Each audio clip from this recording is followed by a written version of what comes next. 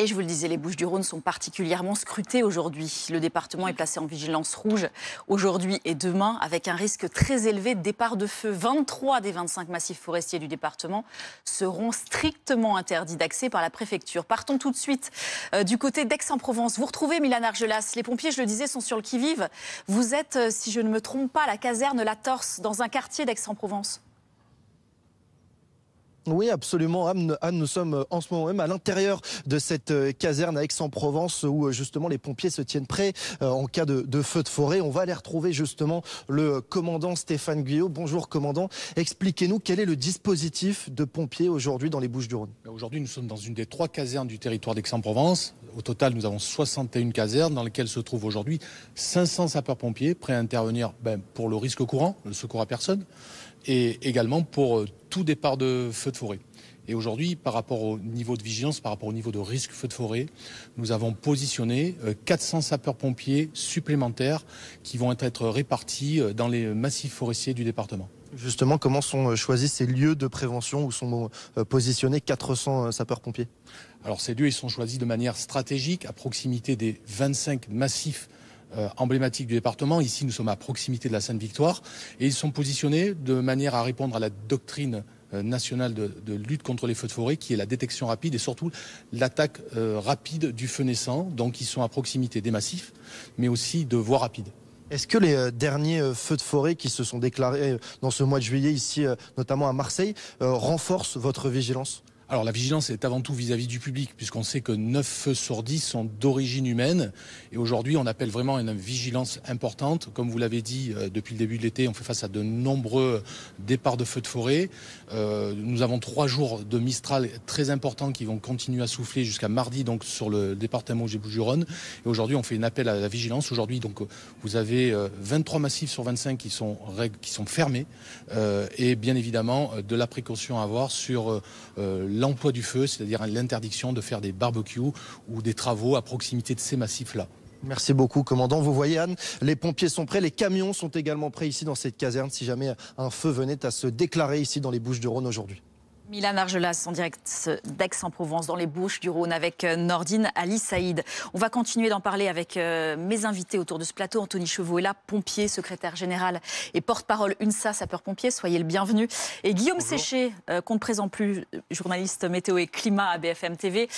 Tout d'abord, un mot sur les craintes aujourd'hui quand on dit qu'un département est placé en alerte rouge. Vigilance, feu de forêt, ça veut dire quoi concrètement ? Que les craintes sont maximales quasiment, puisque en fait, le facteur déterminant dans ce type de phénomène, c'est surtout le vent. Mistral, tramontane. Voilà, alors c'est la tramontane sur le Roussillon et c'est le Mistral donc dans la vallée du Rhône.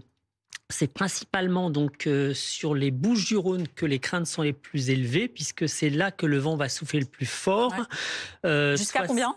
60 km 70, voire 80 km/h cet après-midi. Alors, il a plu quand même dimanche dernier. Ça a un petit peu humidifié les sols. Mais depuis, comme il n'a pas plu et puis comme il y a eu beaucoup de soleil, comme les températures ont été très élevées, eh bien, les sols sont desséchés, on va dire. Et comme là, le vent va se mettre à souffler de plus en plus fort, l'humidité de l'air sera très basse. Cet après-midi, on prévoit 20-30% seulement d'humidité, une température de 31-32 degrés en général.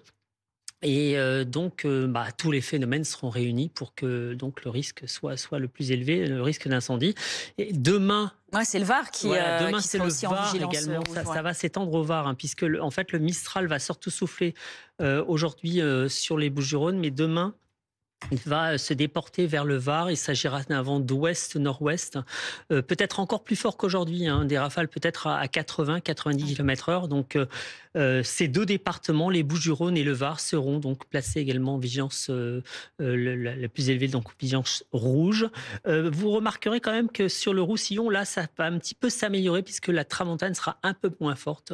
Mais bon, là aussi, il y aura une vigilance orange, en tout cas sur le département de l'Aude. Merci Guillaume. Anthony Chauveau, c'est ça qu'on regarde, la règle que vous dites dans votre jargon des 3-30, c'est-à-dire le vent à plus de 30 km/h, l'hydrothermie également et la température. C'est ça les 3 facteurs qu'on regarde. Alors c'est forcément le facteur aggravant. Ça ne veut pas dire que si on n'a pas cette règle-là, il ne peut pas y avoir un départ de feu. Mais là, on est sur des conditions qui favorisent un développement très rapide du feu. D'où le fait qu'on essaye de détecter de manière la plus précoce possible un départ pour pouvoir envoyer des moyens massifs et pour pouvoir éteindre l'incendie. C'est le principe en fonction du délai d'intervention, du verre d'eau, puis du seau d'eau, et puis après du camion-citerne, et ainsi de suite. Donc plus on arrive rapidement, et plus on a de chances de maîtriser le sinistre. Après, j'ai quand même 2 messages importants à faire passer. Ouais, moi, je vous pose juste une petite question parce que je reprends ce que disait le commandant des sapeurs-pompiers à Milan en disant on a 400 sapeurs-pompiers en renfort. Ça suffit ou pas? Ça suffit. De toute façon, il y a des renforts nationaux qui ont été envoyés. J'ai des collègues qui sont partis avant-hier matin, une colonne complète de la zone ouest qui est partie en renfort du département des Pyrénées-Orientales. Et l'ensemble des zones de défense ont déployé ces colonnes sur les différents départements du pourtour méditerranéen. Donc, vous dire que ça suffit, il faut aussi continuer à assurer les interventions courantes dans tous les départements. Donc, c'est toujours. Oui, on déplume un peu un département, c'est ça, vous avez cette impression-là? On déplume des départements, mais on n'a pas le choix. En même temps, on peut pas. On est sur. Les feux de forêt, ça reste quand même quelque chose de saisonnier. Donc, on ne peut pas avoir une quantification en personnel pour répondre à toutes les interventions, qu'elles soient courantes ou exceptionnelles. Donc, il faut juguler entre les deux pour essayer de trouver des effectifs à peu près, on va dire, à peu près correspondants aux 2 activités. On est aussi dans une période estivale, donc il y a des agents qui sont en congé. Donc, il y a tout ça qui fait que... d'un côté, ça nous favorise puisque c'est les agents qui sont en congé qui partent en fait sur ces colonnes de renfort. Voilà. Après, comme je vous disais, il y a 2 choses importantes et le commandant des Bouches-du-Rhône l'a bien dit, c'est que 9 départs de feu sont d'origine sur humaine. 10 sont dus à l'activité humaine. J'étais moi-même en congé dans le Var, pas plus tard que la semaine dernière, et je vois encore trop de personnes qui jettent leurs mégots de cigarettes. Encore aujourd'hui, ouais, mais vous en avez bien vu évidemment. Et malgré les recommandations. Malgré les recommandations, j'étais sur le secteur ouest du Var et sur l'autoroute secteur Toulon. Il y a eu plusieurs départs de feu sur les bas-côtés et qui sont généralement dus à des jets de mégots de cigarettes. Ce sont des incivilités, en fait. C'est pas forcément volontaire. Oui, c'est pas forcément volontaire, mais ce que je veux vous dire, c'est qu'il faut qu'il y ait une vraie prise de conscience de la population et que pour les fumeurs, en tout cas, je m'adresse aux fumeurs, de ne plus jeter les mégots de cigarettes par la fenêtre. C'est impératif pour limiter en tout cas les départs de feu. La deuxième chose aussi qui est importante, c'est qu'il existe désormais une application feu de forêt téléchargeable sur les smartphones. Oui, on en a parlé d'ailleurs sur BFM TV. Ouais.